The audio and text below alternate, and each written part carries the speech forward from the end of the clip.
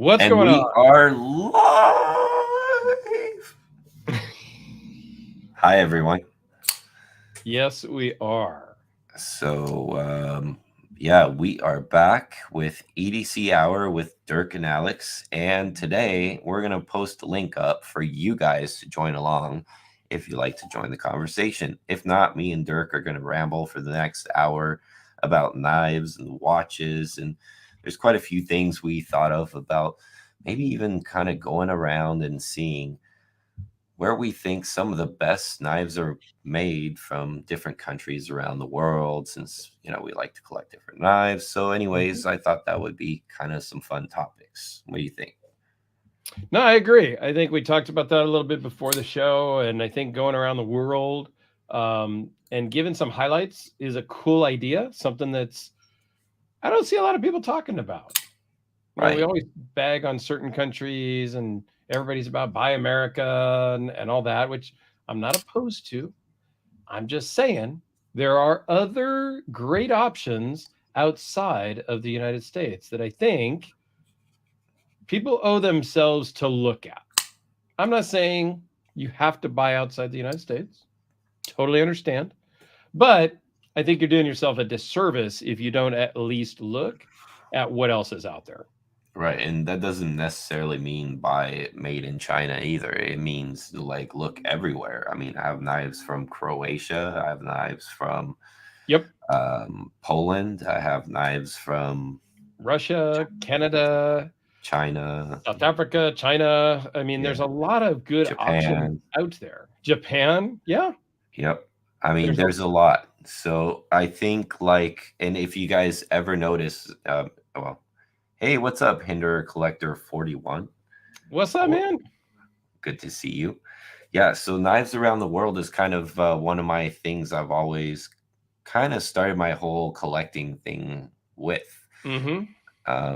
Even when I was doing my channel as the Knife Box or Alex's Knife Box originally, I always had a background of a world map because that was kind of the idea. Doing knives from all around the world was kind of my jam, and Right. because there's different resources, there's different artistic values, there's different peoples and cultures and materials, especially, in different parts of the world. So you will kind of feel, smell, and taste that into it in the production of a knife. When they come from Russia, they feel and kind of look a certain way. And when they come from certain productions, like there's a signature to a lot of them from around the world. Even the South Africans, to me, are pretty recognizable a lot of times. Yes, I Um, absolutely agree with that. so there's a lot of great makers I thought we could talk about in different countries. We can't do like all the best makers from, so and so, because we'd be here forever. Oh, for Uh, sure. but I think we're both, in the vast majority of collecting a lot of different stuff. You get your hands on tons of stuff, and I've been shopping for 10 years, so together we should be able to Agreed. come up with a good list. Uh, Right. But let's start off so with what were you carrying today? what was I carrying today? Well, in all honesty, I wasn't carrying anything but a watch, only Oh, my goodness. Citizen. All Yep, I know. It's awful. I know. But I right. did Well, what I watch were barely you left wearing? the house. The Citizen ProMaster Fugu, and this is the full loom dial. Okay.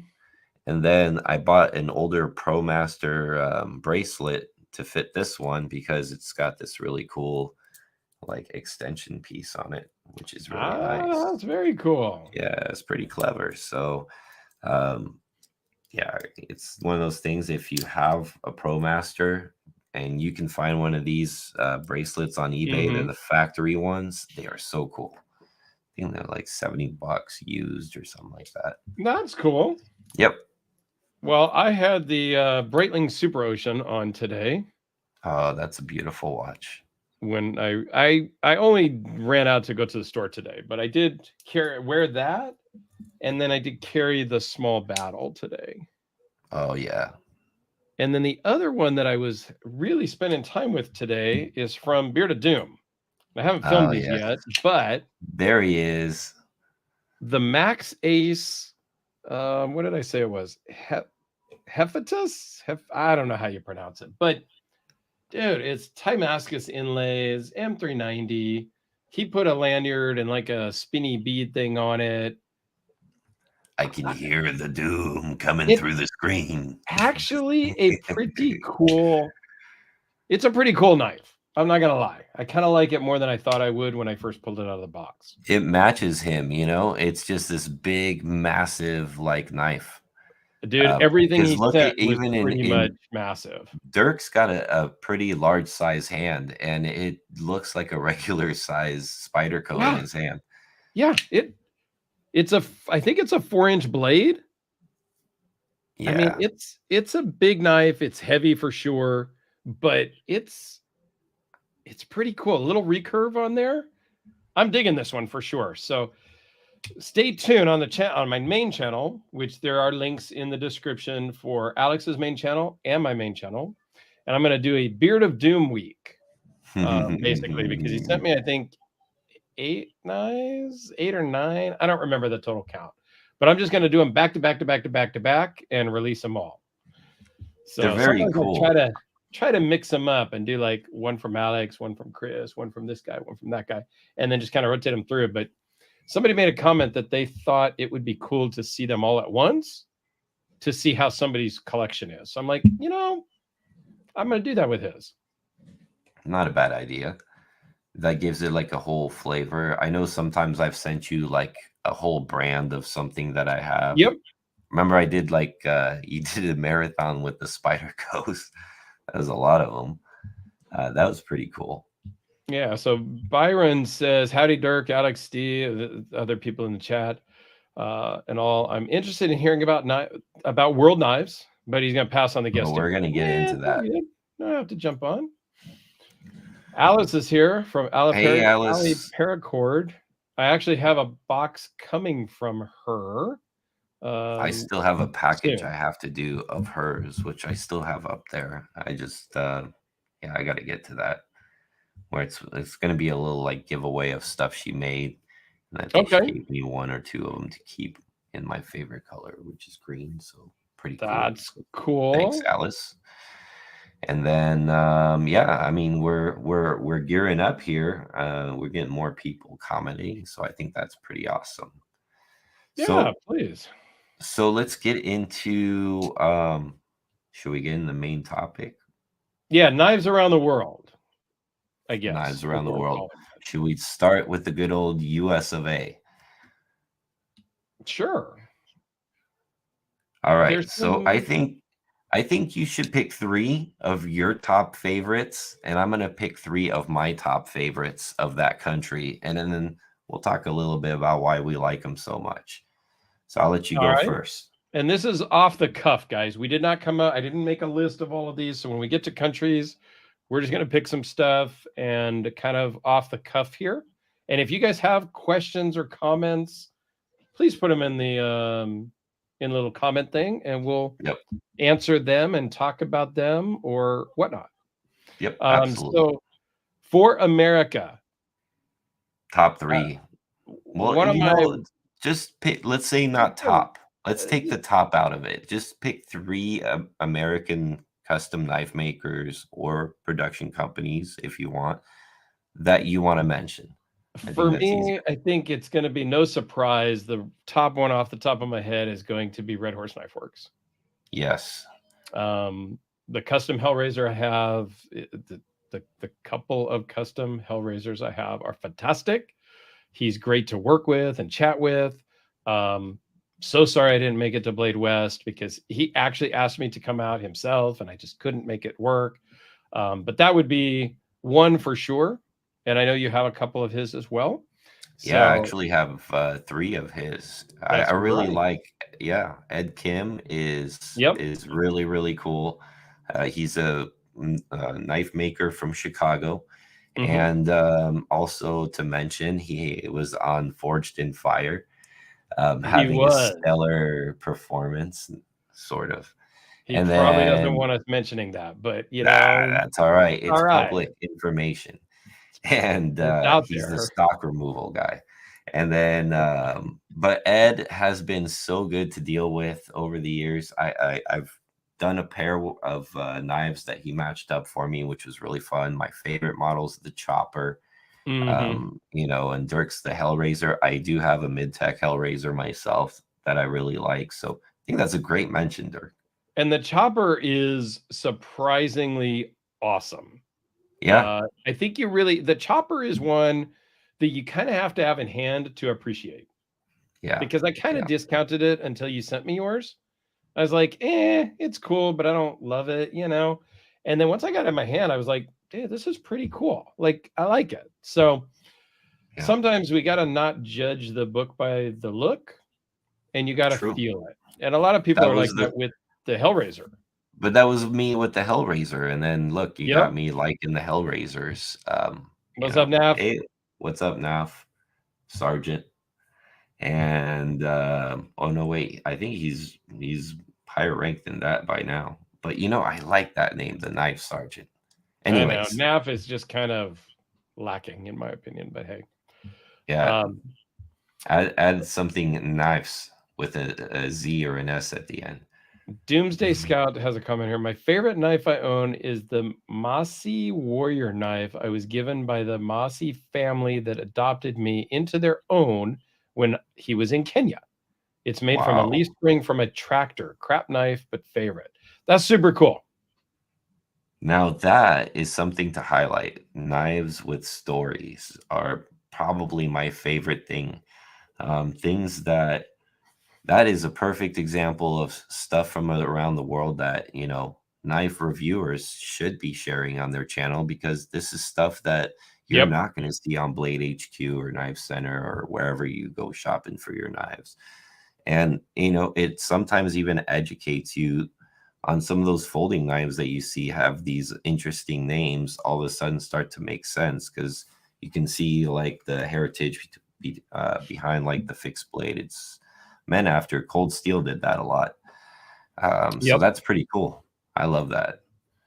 And Alice says the one knife that made her boyfriend tear up over was his custom copper variant that I was able to order last year and give to him for Christmas.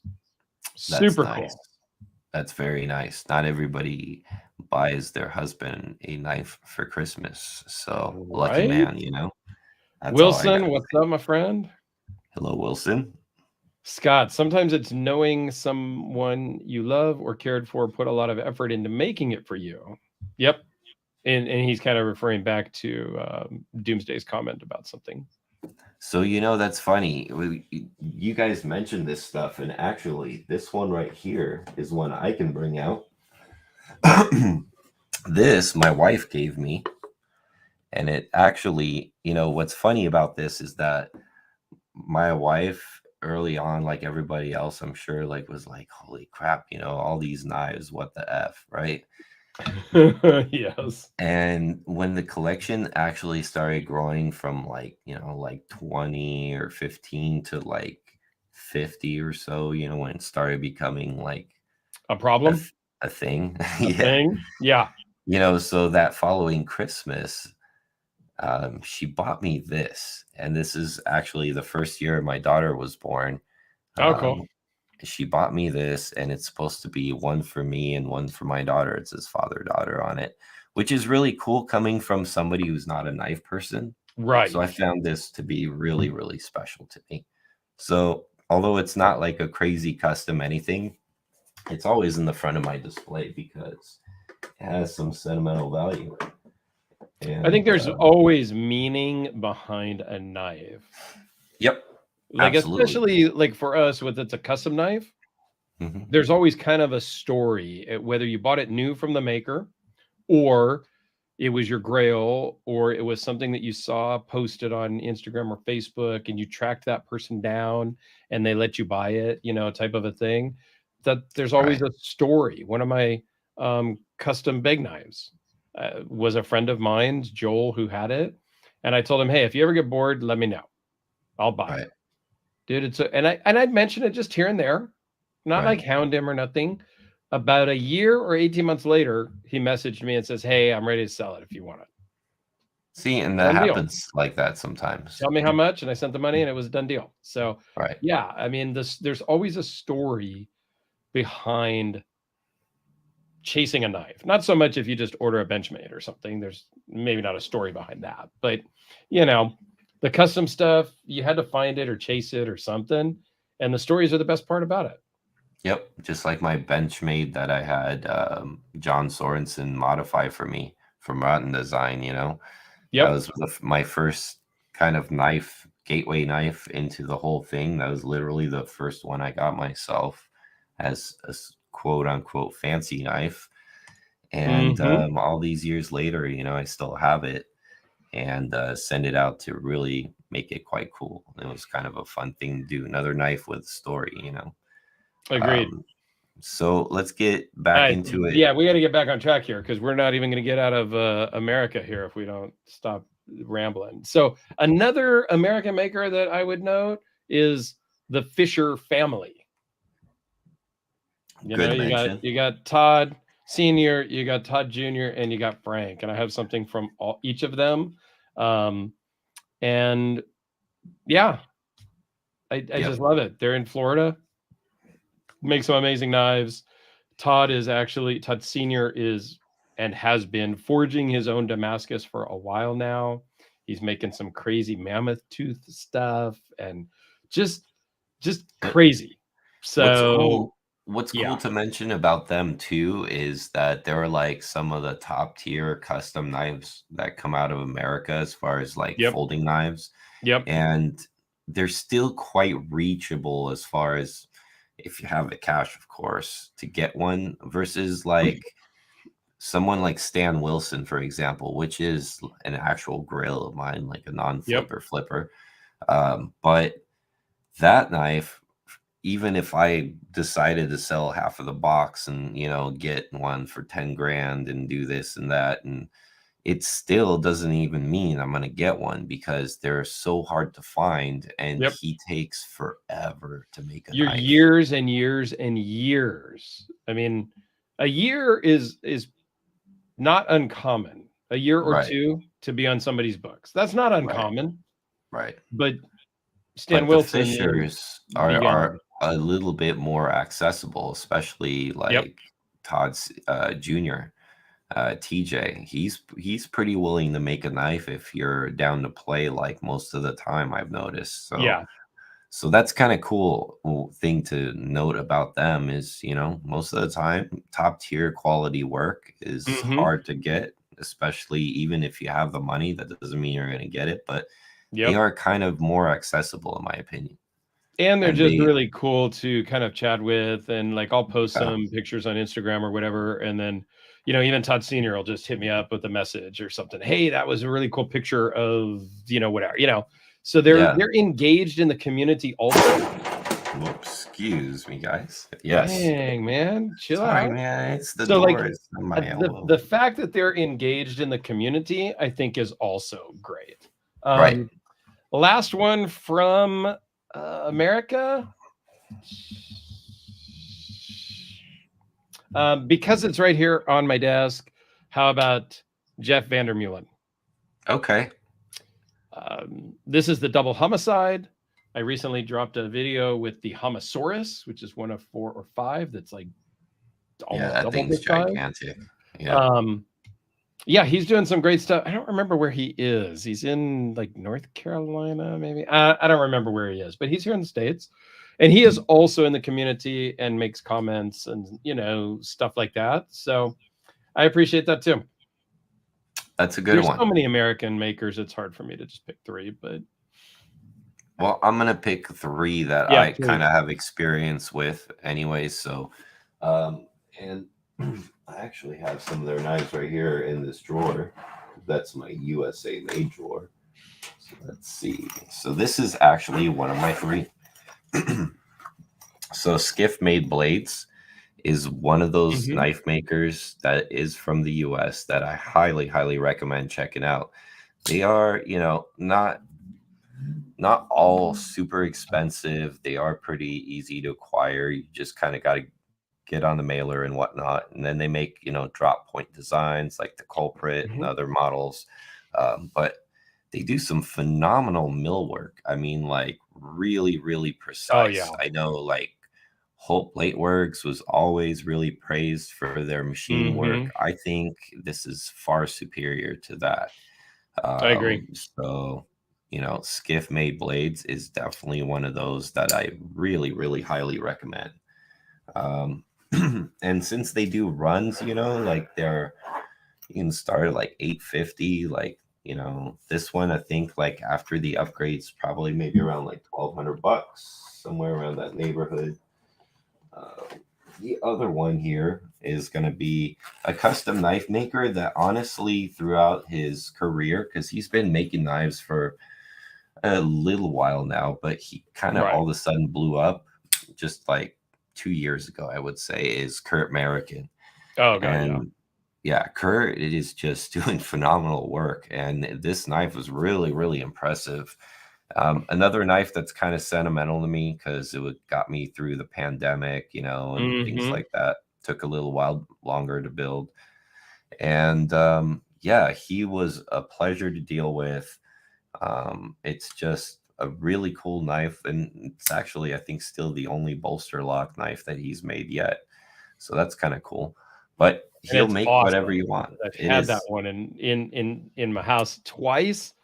Fantastic. That's one of the hardest knives I've ever had to ship back because it's that cool. Yeah, I mean, and he even gives you like the tool, and Yep. it's kind of cool. And I thought it was really easy to deal with him. He was very Thanks, Stace. for for being like asking him to do something he's never done Here. before. He was very, very easy and willing to want to participate and do Yeah. it. So yeah, those two already are great ones. And then for the last one, honestly, I'm gonna actually say that I'm gonna go with Spyderco Dives because it's an American made company, although they're not all American made. Right. Um, that's kind of what they are known as, is an American company, and Yeah. this is an American made one. This is the Yep. paramilitary family. So I recommend these because they are literally there's something for everybody. Oh And god, yes. you could literally like make a Spyderco all customized. I know sometimes I show these all like pimped out ones and whatnot, and you can literally find a knife for everyone. If you don't like the compression lock, they have back locks, they have different shapes. If you like Warncliffe, if you like the leaf shape, you can pimp them out like a Honda Civic. You can like it, Yes. and it's I think not that big money either, which is cool too. Spyderco is really Spyderco and Benchmade, I would say, Hmm. are gateway knives. Yep, A lot of people absolutely. start with one or the other. I started with Spyderco way back in like the late 80s. Hmm. And then I kind of migrated to Benchmade because my brother's one of his partners in the department was a Benchmade dealer. And so he hooked me up with great pricing. And so I was buying a bunch of Benchmade when I Hmm. first kind of got back into collecting in the last like 5, 7 years. And so, yeah, it was a gateway. I bought a bunch and then I was able to sell them and trade them and work my way up. Right. Well, yeah, and me too. First knife was a Benchmade. Second one was a Spyderco paramilitary too. So Mine was the police model. yep, that's a real popular one from even Yep. more back in the day. Yep. So that's a great one. So let's go to our neighbors, the Canadians up north, because I think they have some notable makers that are worth a mention. And I don't know if just I can pick. come up with three. I got Greg Lightfoot. I'm going to start there because I'm kind of That's a limited good on one. Oh, who is in Canada. So I'm going to say Greg Lightfoot as my mention for Canada. that's a Um, great one, Dirk. That's a yeah, great he's a one. great guy. I've seen a bunch of his knives. I think Chris has a bunch and has sent them in. Our friend Chris Mhm. um, has sent in a few of them, and a couple of other people have as well. I So I yeah, it won makes some one great for stuff. free. Remember? I That's have a right. custom Lightfoot for free. I still have it. It's way in the back there, the Nighthawk. His pocket clips are a little tight, and you can't get them on your jeans. That's the one thing I would say. But yeah, outside He's of that, kind of love he's them. he's kind of an old timer. And what I really like, if you guys aren't familiar with Greg Lightfoot, like he's known for these really cool grinds on his blades. Like they're almost kind of they're different from one side to another, you know, and it's just one Mm-hmm. of those things where it's an acquired taste for some, but I think it has some influence from I can't remember. Is it a shark, right? Yes.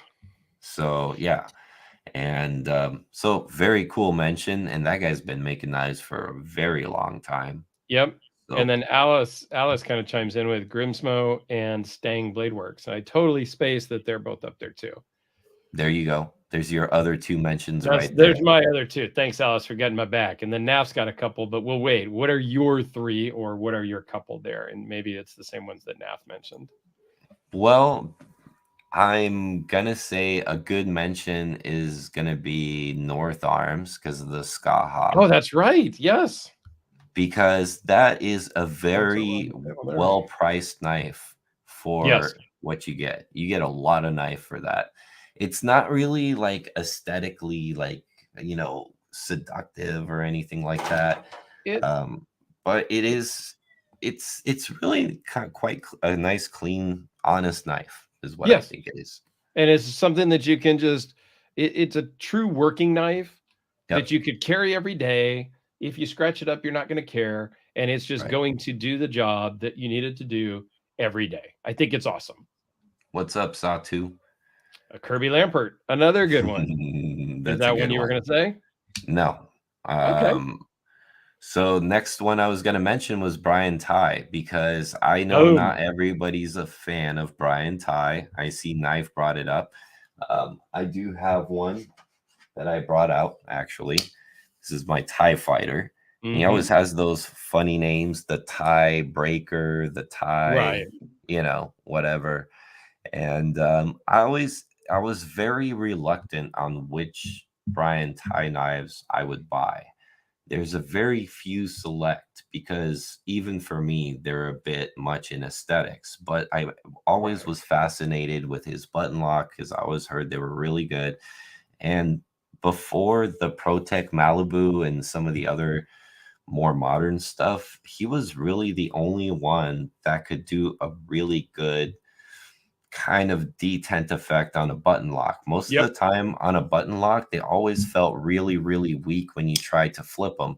So you would just get a lot of this. And Yeah. even this one being as smooth as it is, you know, like you still have to like, it's not, you know, you can't push button this one. You got to light switch it to really get it Hmm. to deploy. So, but that being said, it's very smooth. It's super awesome action, and it's, you know, got that lightweight handle because it's literally nothing but carbon fiber, which And is that kind one's an of the integral, right? no, not this one, but he Okay. does make integral ones. You're Yeah. Yeah. correct.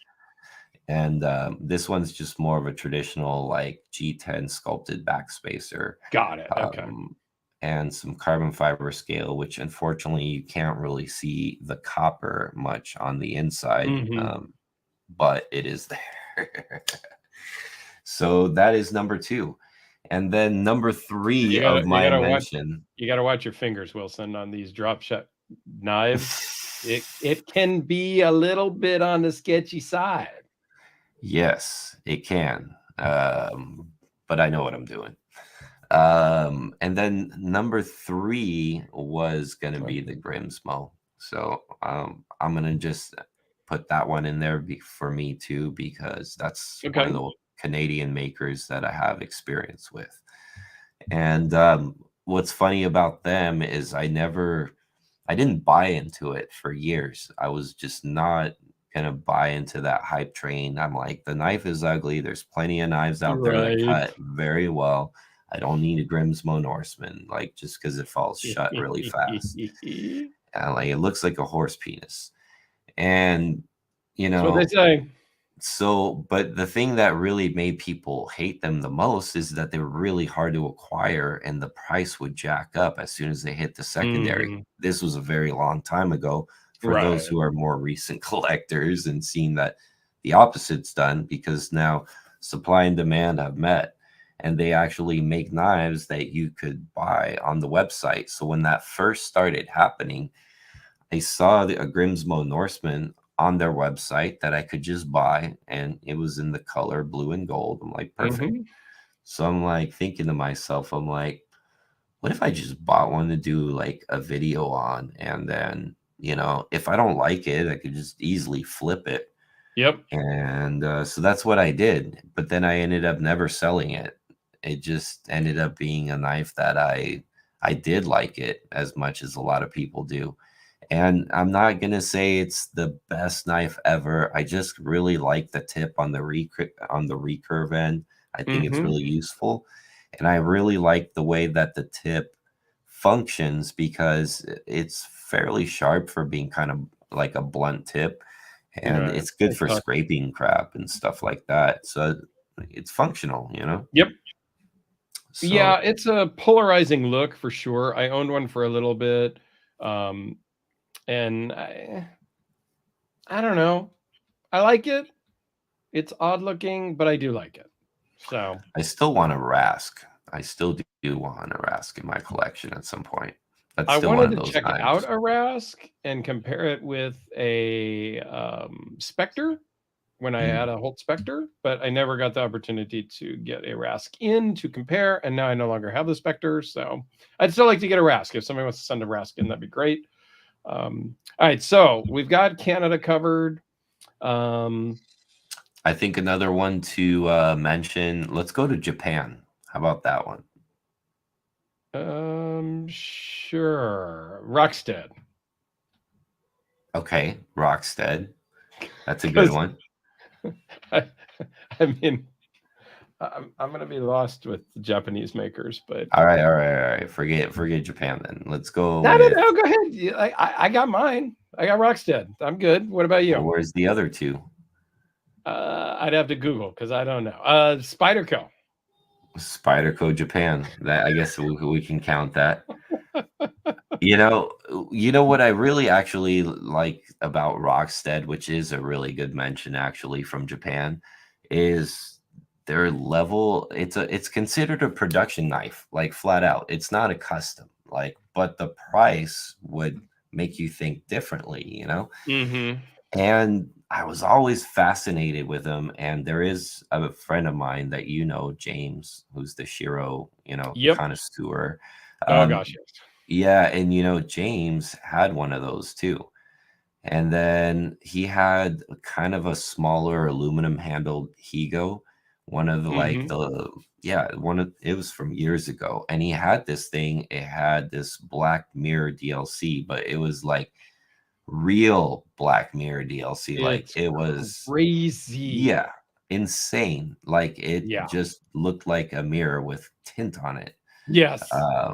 So cool. And the aluminum handles, the whole package, it was a very simple knife, but it Mm-hmm. felt just quality. There's every inch of it felt like quality to me. And then I eventually got the Higo with the carbon fiber that of my own, the Higo 2, because that one has a pocket clip. So That was kind of Detroit. a big thing for me. What's up, Detroit? Yes. And um, that was a whole new animal. And then the fact that they do these blades at 67 HRC, and I think they use like ZDP Yeah. 189. ZDP 189 is They what they use use a lot. YZVX Yep. something or rather, and then they have like a couple different things that they use, but they take the hardness to like the truest level. And if you take the knife and fold it in a certain way, I believe, and somebody in the comments can correct me if they know better, but I believe all of them have a hardness pin test. They've all been HRC tested from the factory. I believe that's So, true. They test every single one, not yep. just like a generic, this Yep, I bad know mine has it. test.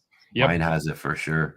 And I think that's kind of neat. It's like a little like signature of something that they're proud of, Hmm. and it's just all finished really, really well. I think the only part that's going to make it tricky is going to be when it comes down to having to resharpen that bad boy, because not just anybody's going to be able to resharpen that guy. But No. the hardness is so high, they claim as a normal knife use, it should be usable for 3 years is their claim. And So, they'll sharpen them for free. yes, They have but you lifetime gotta keep them sharpening. over You there. do have to ship it to Japan, which shipping stuff out of the United States is always a bit nerve-wracking. I've shipped a lot But of it's a stuff out of $1,600 knife, so I would. right. I've shipped a So, lot out of the United States, and it's always very nerve-wracking. I have 2 boxes headed to Australia right now, so yeah. it adds up quickly. So I'm a little let's make sure they get there. So, and then you mentioned Spyderco Japan. There is a long line of Japanese Spydercos, and those are pretty cool too. I think Mhm. the only real variance there is like a lot of the ones you're going to see in VG10, Right. um, like um, like some of the weird ones. This is a pretty good example. This is a Meerkat by Spyderco, and it's really kind of weird because it's just a little, leaf shaped knife. Yeah. And when you give it to somebody and ask them to close it, funny things happen because the way it actually closes is you got to slide the scales over and then the thing will actually Oh. unlock, right? So if you do it, you can close it one-handed and open it. So it's kind of clever, but it gets everybody for kind of a laugh, in my opinion. But they do kind Yeah. of weird stuff like that over there in Japan, which is kind of neat. Another good Japan one. Let's see, who else could we mention from Japan? I don't know. Um, there I'm is tapped out on that one. there's there is also another guy. What's his name? Jim had quite a few of them, and I remember he reviewed a couple of them. They have like mirror blades. What's the guy's name? And his dad made knives too. I'm gonna go ahead and skip All right. because I Let's don't want to yeah. waste time. So let's go to ones we all are very familiar with. Let's go with South Africa. Well, hold on. Let's go to a comment here from Byron. Germany,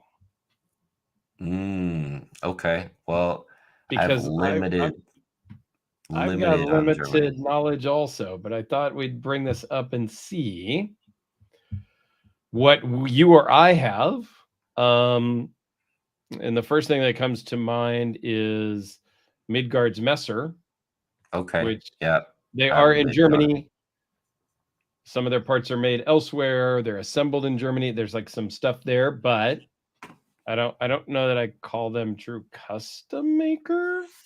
That's debatable, but um Yes, German watches are I'm not fantastic and choice. sure I know of any other I'm not sure of any custom makers in Germany, Okay, Brian. I'm gonna show you one. There I should be. wasn't gonna say anything, but I'm gonna show you one that I've been talking to this guy for years, and I'm finally pulling the trigger on ordering something. I don't You have want any to pull German it up on the watches. you want to pull it up on the web since you got clever fingers. Sure, give me a second here. I didn't do that So the earlier. one I'm gonna mention Who is it? is it's gonna be the knife you're gonna look for is gonna be called the Shapeshifter EDC. And it's kind of a neat thing. It is a German handmade custom knife maker who uses Damascus steel, Damascus, low layer Damascus. He makes art knives, and he also makes what he calls an EDC knife, which is not quite. Um, This guy? yes. So it's Scorpio design. That's it. So I am working on one of Wow. these right now, actually. And what's interesting, you can see the folding mechanism on it. It slides kind of over where the fuller is and all that stuff. Look at that low layer Damascus one right next to it with the wood handle. I love that. That is awesome. So that one is actually um, lined with titanium with, oh, dude, these are awesome. And by the Okay, way, these are pretty cool. that all the Damas steel one right there is still for sale right now. Mm, It's I very, very cool. It's just something weird. I kind of dig it. Look at And that. yep, gorgeous. And the mechanism like is quite simple, but it's I think kind of genius, you know. And so obviously it doesn't have a pocket clip.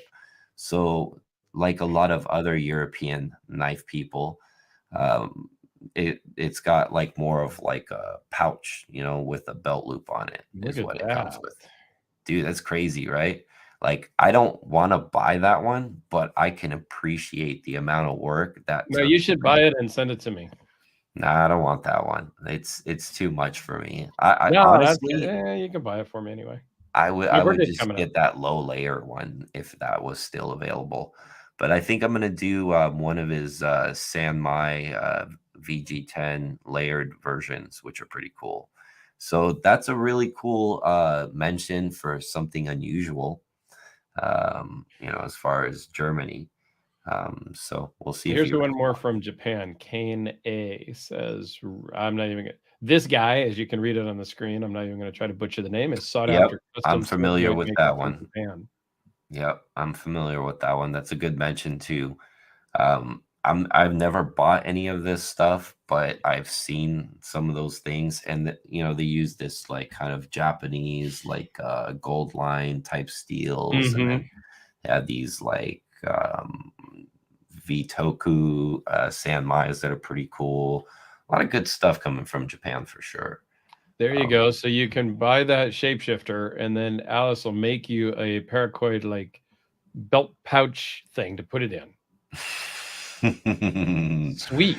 yeah, I All want it right. to be the belt buckle actually. There you go. All right. So now we'll jump over to South Africa. Yeah, this is where like you get to stretch your legs a little, where we can actually like both do three each. I Well, think I you're don't know. pretty good at Maybe this we're one. gonna do the same three, maybe. But Nah, and if um, you, I'll pick different ones if you I know. only know a couple of them by heart. Like Erica's Bloomerus is gonna be my top one. Oh, he's great. He's He's the one that I know the most fantastic. about. I've chatted with him. Um, at some point, I will probably buy one because I don't own a South African knife yet. I should because I absolutely love them. I'm surprised at all Every the time ones people I've send sent them you in, and yeah, Chris. I mean, you've sent me a bunch. Chris has sent me a bunch. Chris has sold a few of them. I've helped him sell a few. I've just never bought them at the time that he's selling. I'm not buying. So Right. at some point, I will have an Ericus Bloomerus knife because I think they're awesome. Yeah, he's phenomenal. But you know, like I've been following him for years. I will say his price hike is pretty high compared to what it used to be. Like he jacked them up. Like I want to say at least like 50% higher than what they used to be just a couple of years ago. But they were undervalued before, Yeah, I think, sort of. right? I mean, Sort you're of. getting an But amazing deal from South Africa than you are in the United States. true, but he's creeping on US prices because US prices is going to be like starting to me a US custom knife maker on average is going to be anywhere from like used to be 15, I'm going to say more like 18 to like Yes. 2200 now, right? Yes. So like and he's still like for if you want something fancy, he's still a 15 $1800 easy. Like Mm. 2 3 grand 4 grand sometimes But even. I think let's say you're 2 grand with Ericus or you're 2 grand in the United States. I think you're going to get more exotic materials out of Ericus in South Africa than you would for the same price here.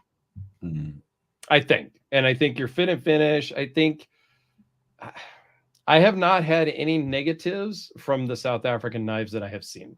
No, no, yeah, They've all they're all been pretty well made. pretty well dialed in and perfect. I mean, so I think they just and the thing about Ericus for sure is he appreciates the fact that you bought a knife from him or that I did a Right, video.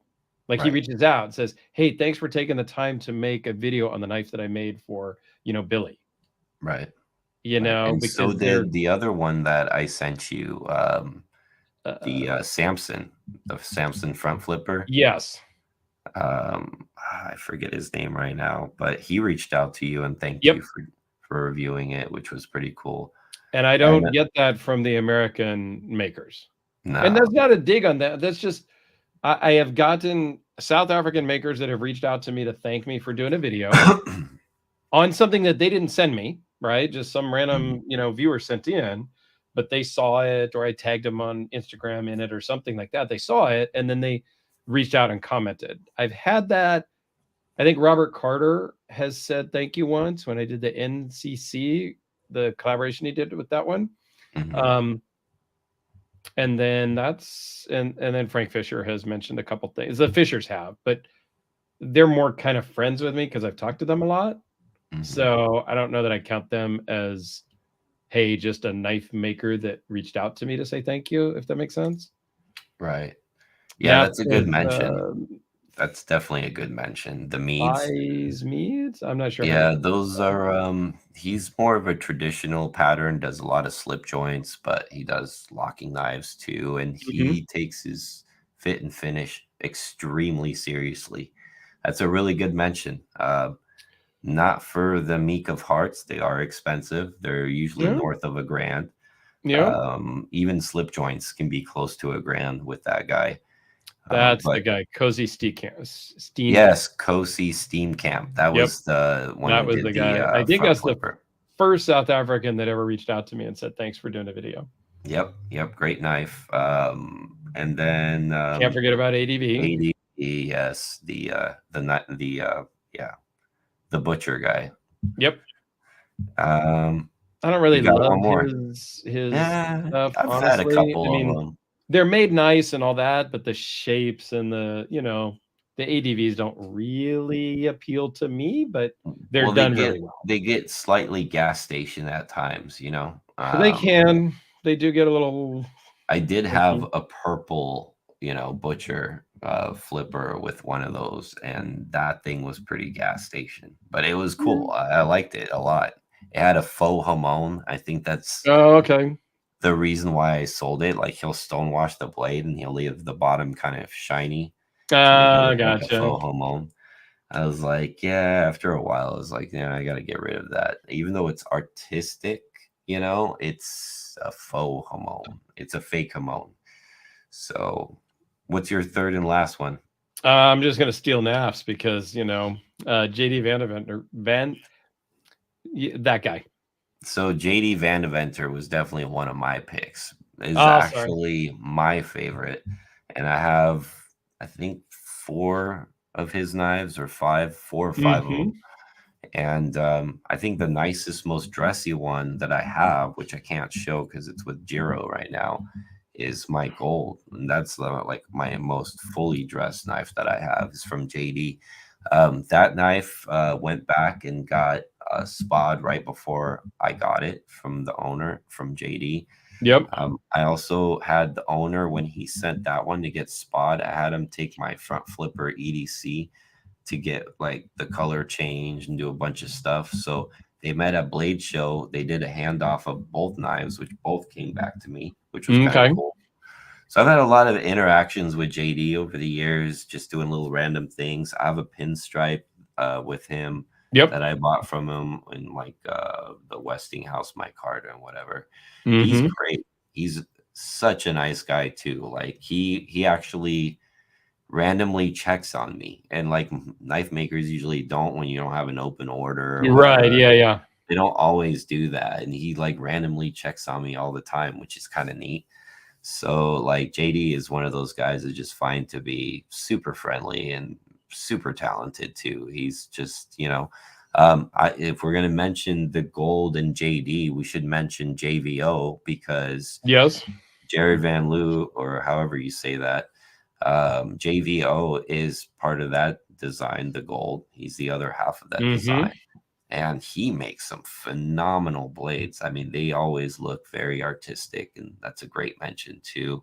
Yep. And then my last and third is going to be also um,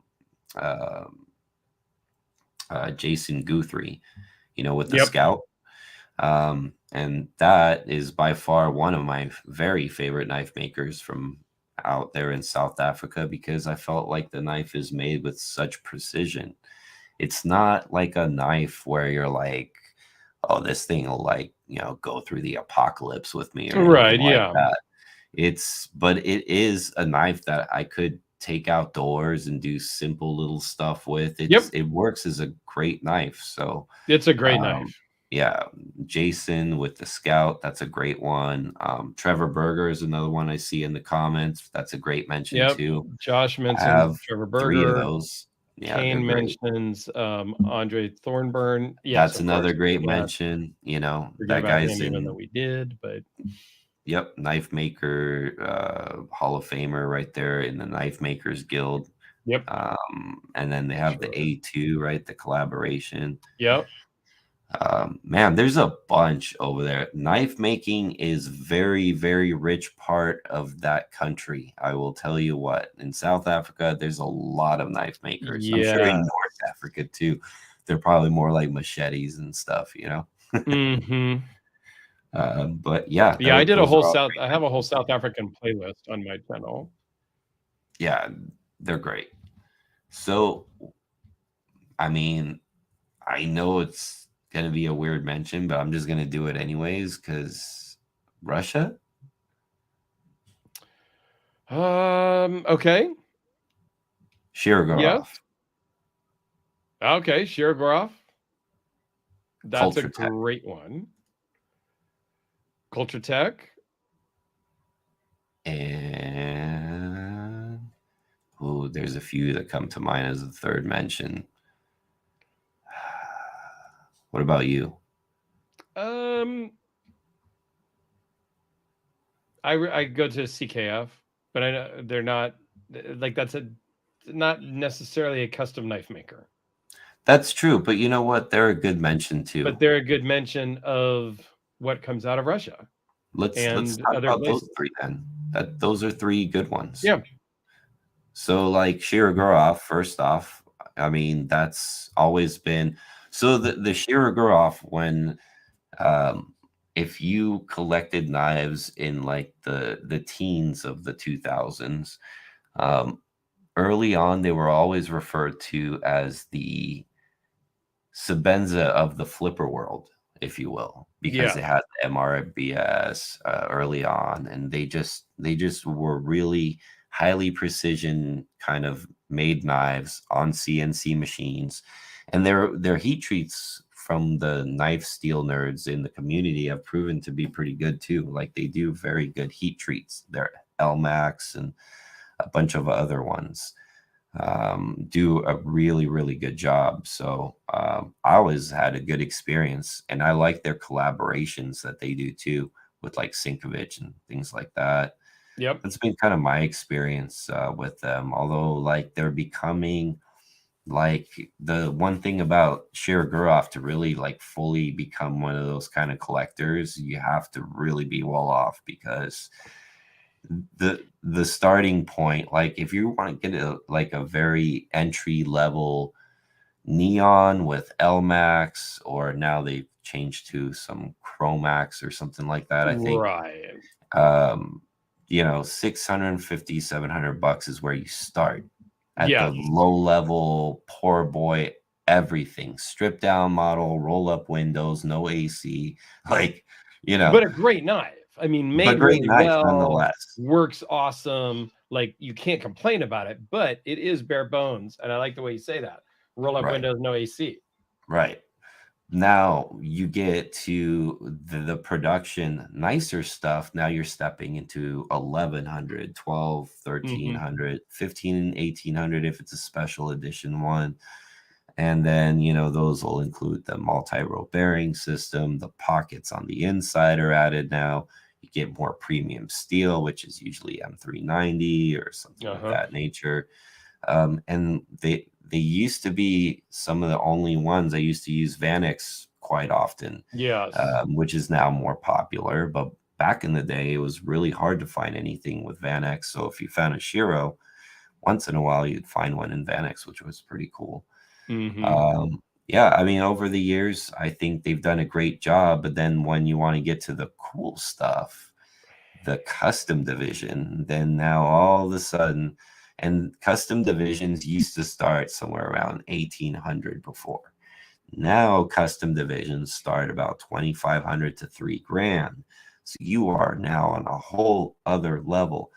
And you buy this custom division and it's really cool. It's really nicely finished. It's one of whatever, but you haven't even touched close to the top yet when it comes to share or grow off, No. because then you get your collaboration pieces that collect a lot of value over time. And then you get to the custom.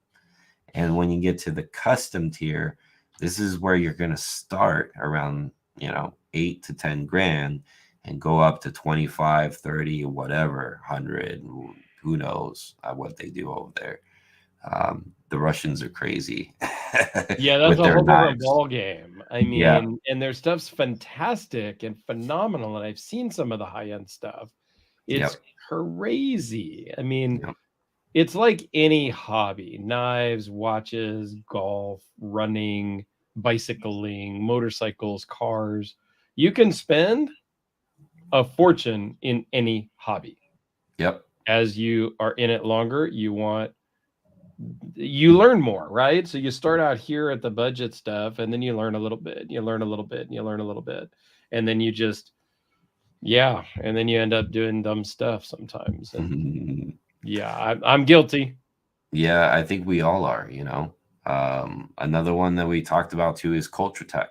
Culture Tech is not, I think, as well known out there. It's a bit more of a niche brand. It's one of Yes. my favorites, which is why I mention it, because I think they're really good at precision making pieces and assembling them together into a really well constructed machine. Like their knives, Hmm. like the knife that I have with their kind of version of the compression lock, which has that mechanism that rolls over and pushes the Right. liner over, and it's a bunch of pieces when you take it apart. It's not just like a little plug or whatever, and they do it Right. They're on super purpose that way. engineered.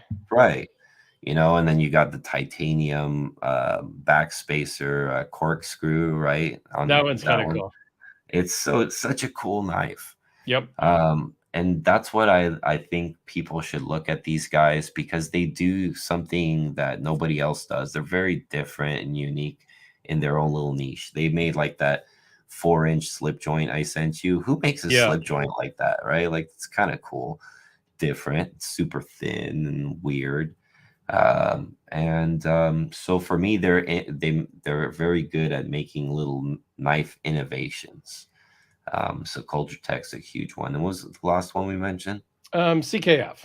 CKF, Custom Knife Factory. I don't even know how I could forget that. They are a great mention because, as I mentioned, I think in the video where I talked about the evolution, Oh is yeah, yeah. it's as close as you can get to a custom knife maker without spending custom knife money. You know what Yep. I mean? So I think that's like a 520, for example. That's a really hard knife to get a full custom of. It's very expensive. Oh yeah. But CKF made it acquirable. They were like $600. Yes, and then they did the fancy version if you really wanted to step it up and get Damasteel and Timascus and some stuff like that, like yours. So Yep. they have options. And what's nice about CKF, Custom Knife Factory, is they do limited runs that basically are, I don't know, like a production house that collaborates with designers to bring you an affordable version of their customs.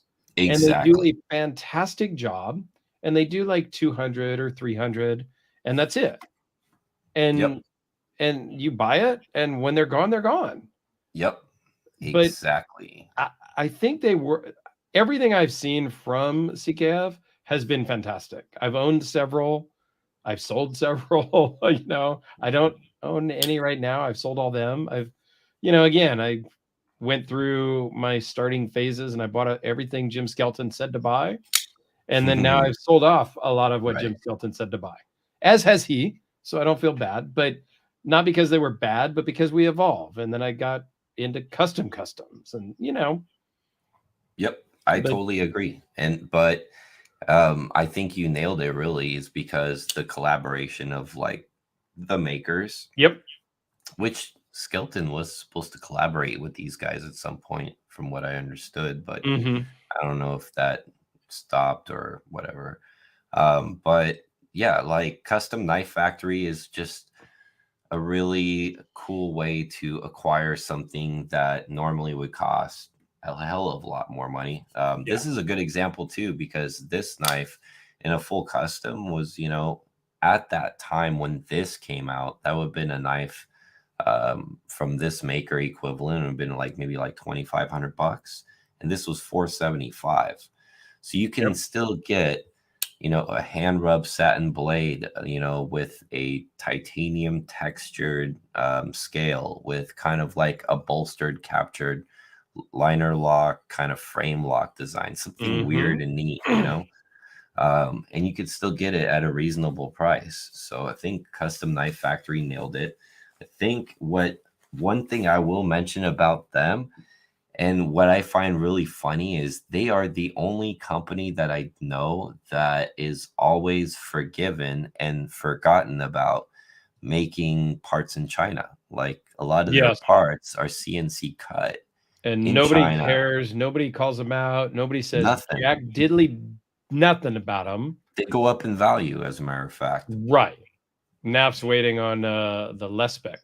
Lespec Oh, from yes. That will TKO. be very cool. That will be very cool. So then, that can even, if we want to continue segue to France, there's quite a few good knife makers from there too.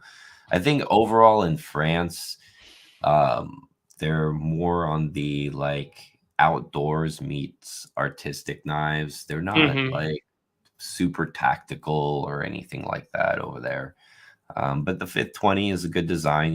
Philippe Georget is a great maker. He only makes like 2 or 3 knife designs, and Yep. the other 2 are little tiny knives, I believe. So he also makes a few kind of oddball, like folding slip joints and things too. But for the Mm-hmm. most part, the 520 is his big hit. Um, Yeah. And that's Les- really the only French maker that I'm super familiar with. well, And Lespect is another one. Lespect is uh-huh. he's on fire, man. Everybody wants a Lespect, including this guy. I've wanted a Lespect knife for probably about 3.5, 4 years now.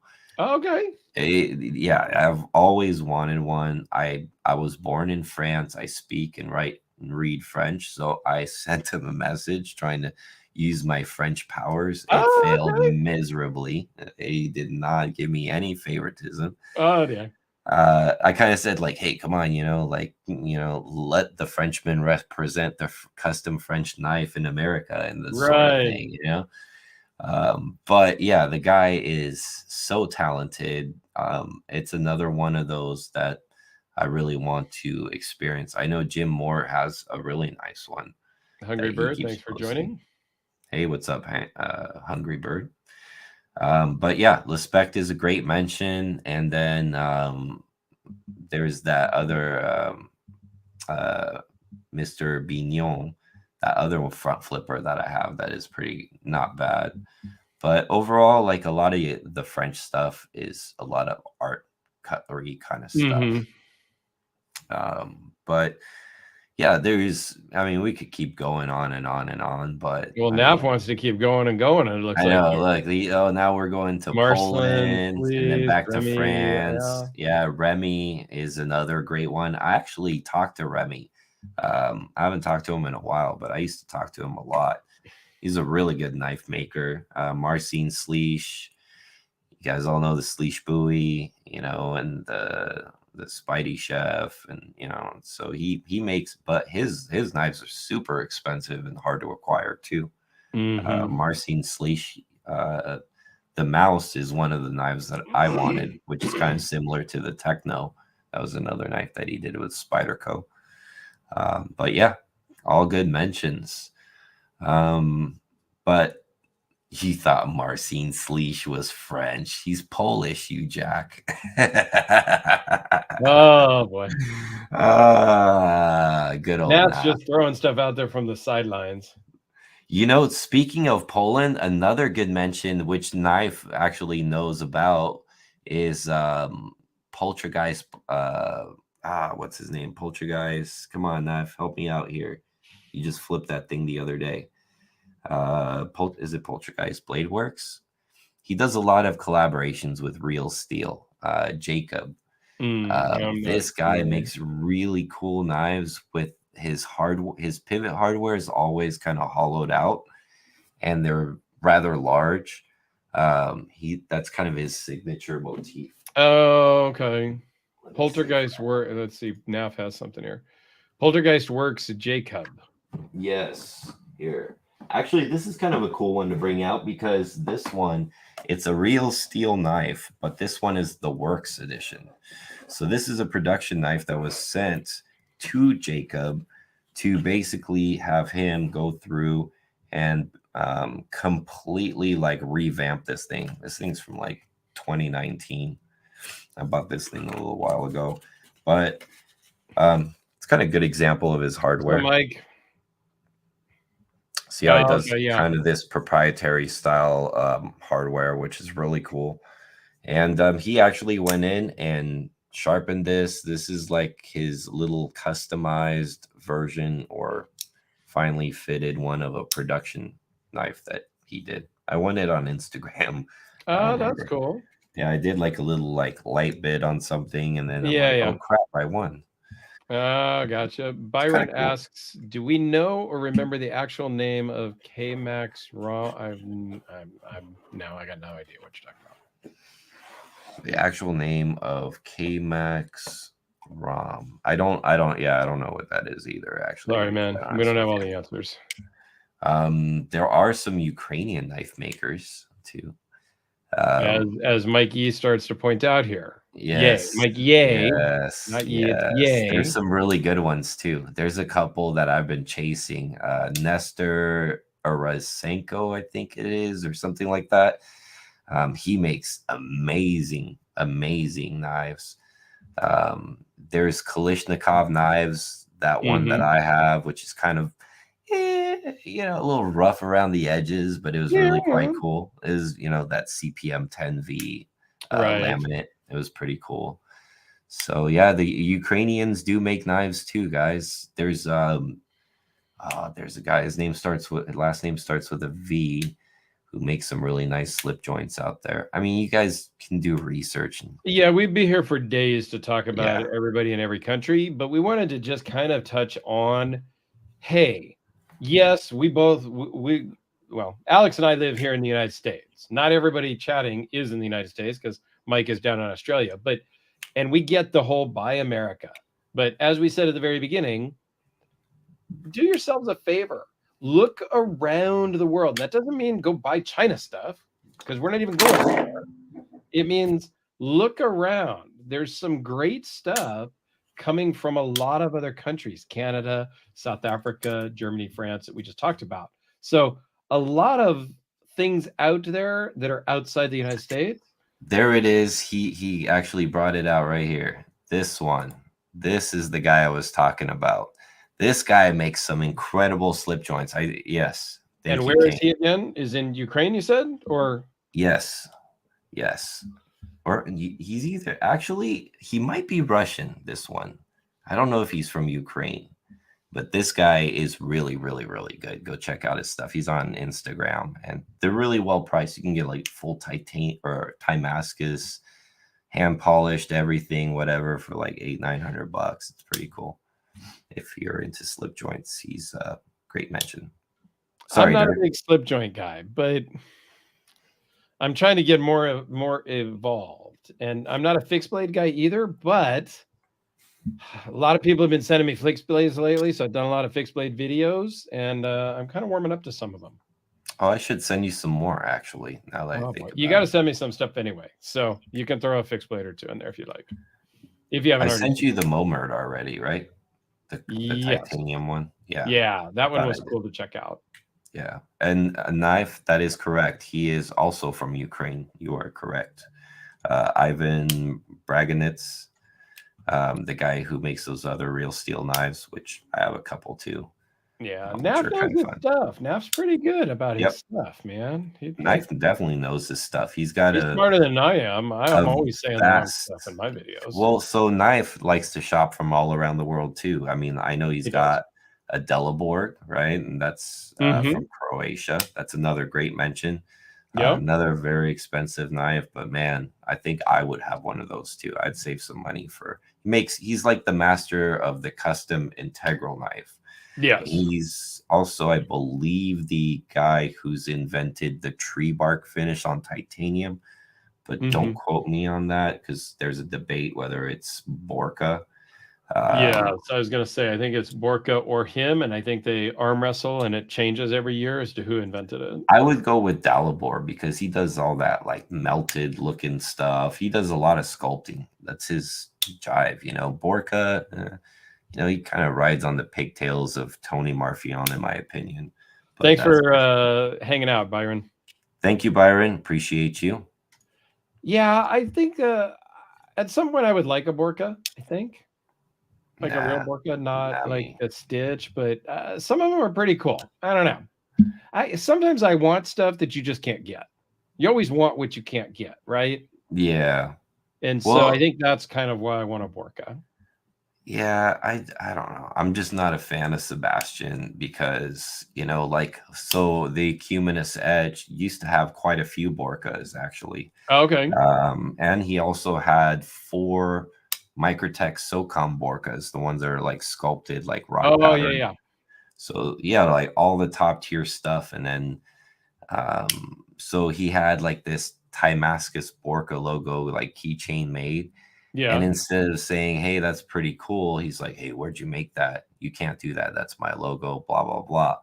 So, and there was a ongoing beef going on with Sebastian and my friend about like, "Oh, well, why did you send that one out to get the Blade Black DLC? Like, I didn't tell you you could do that." But he's like, "Dude, it's my knife. I'll do whatever I want with it." So let's just say I'm not a fan of Sebastian Okay. because of I business. can I can appreciate that. Yeah. Mike has a comment here. He has only one slip joint. A Booker 2022 annual Damascus. The wood handle apparently is 5,000 years old. Oh, I know that one. Yes. That's actually a Damn. cool one. Yes. That is a cool thing. And that's Boker is another good mention talking about German companies, right? Mm-hmm. How do we miss that? Because Because Boker, well, I don't know. I mean, Boker is and what I like about them is you remember you did that other knife, Dirk, where it was a piece of the what's that boat or that submarine or whatever, the trapeze or Damascus or whatnot. They do like there's Oh yeah, it was I've, from a tank. from The barrel of a tank. I can't remember exactly what it was now, but yeah.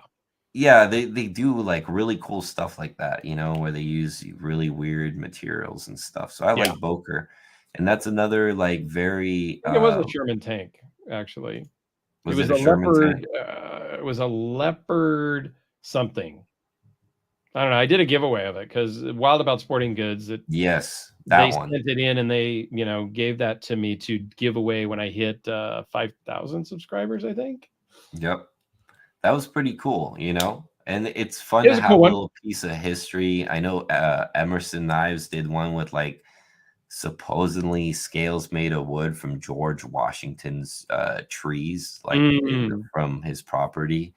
yeah, Like people do like some cool stuff like that, and I think that is what makes the collecting fun. yeah. And the Borkas can get up there. Nav says he had a Borka and overall he liked it, but it was a bit on the plain Jane side for $3,000. Which Yeah, absolutely, when you get into the custom stuff, sometimes you're paying a lot for plain Jane looking, but really well built. A lot of times, there's more to it than just the look. Sometimes, but sometimes is there? sometimes there is, and sometimes there isn't.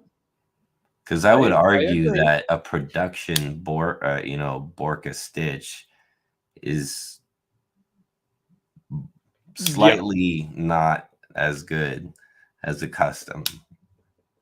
slightly, yes. I mean, there's a marginal, like it's the custom feels substantial because it's titanium, it's not aluminum like the Microtech, right? Right. There's those differences, but in the Mm-hmm. build quality overall, I agree. it's marginal. It's the same design. Yes. So sometimes yes, sometimes I wonder. I think that's a good kind of ending point. We'll leave you guys with that to ponder.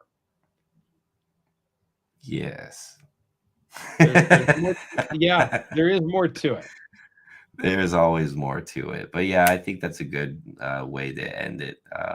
But this was a fun talk. I like talking about knives from around the world Yep. because, no matter what kind of conflicts or things are going on, like when it really comes down to it, there's people like you and me all around the world, and Yes. knife makers. I've interacted with a lot of these people from all around the world, and they're nice people and they're fun, and sometimes you don't have to buy, what you find at Blade HQ. You can do a little research and just flat out email the guy and Mm-hmm. see, you might be shocked what some of these knife makers might be willing to do. They say, oh yeah, I'll make you a knife next week. I got an opening. Somebody backed out, whatever. Agreed. You never know. I've So gotten in on things where you talk to somebody and normally it's a year or two, and they're like, dude, I can work on that one next week for you. Like, and it's sometimes you're surprised. You just reach out to them and talk to them, and it's it's always worth a try. you never know. Yep. Cool. Well, thanks everybody for joining. We greatly appreciate it. Next time, 2 weeks from now, we will have guests. We've got 3 or 4 guests kind of lined up. We're just working on scheduling right now. We've got Papa Bear Knives, Alan from Papa Bear Knives. We've got some guys from Schrade because they have started bringing back their Alpha line that's made here in the United States and all that. So we're going to have those guys on. I don't know who, 1 or 2 of them, to talk about their history and where they're going and what they're doing these days. Ian from Ian Pekarsky from CMF Knife CMF. Metalworks. He's going to be on. He already agreed to come on. Yeah. And we'll see who else. I don't know. Maybe we've got a list of other people, but those are kind of the 3 or 4 that we have kind of lined up here in the near shortly. future. So, yes. But yeah, we've got a long list of people that we've talked to about coming on. But, and if you guys have suggestions of people you would like to see on here, shoot a comment. Let us know. Hit us up on our main channels. Hit us up on this channel. Hit us up on Instagram and Facebook. You guys know how to find us, I think, at this point. So let us know if you've got any suggestions on people, makers, other YouTube channels, retailers.